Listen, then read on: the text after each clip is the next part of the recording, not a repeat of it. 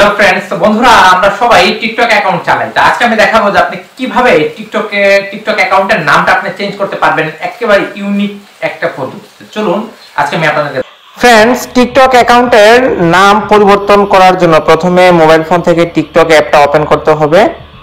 Open করার পর কর্নারে দেখুন প্রোফাইল একটা অপশন আছে, প্রোফাইল অপশনে আপনি ক্লিক করবেন। ক্লিক করার পর আপনার প্রোফাইলে আপনি চলে আসবেন।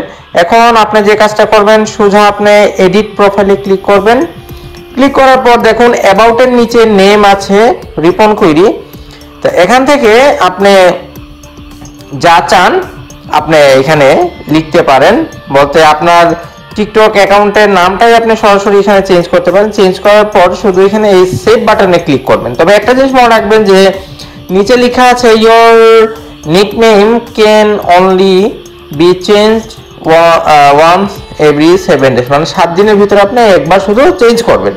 তা আমি এখানে চেঞ্জ আমার করার দরকার নেই, শুধু আপনাদেরকে শেখানোর জন্য আজকের এই টিউটোরিয়ালটা করা। তো যদি ভিডিওটা ভালো লাগে লাইক করবেন, কমেন্ট করবেন, শেয়ার করবেন। Thank you.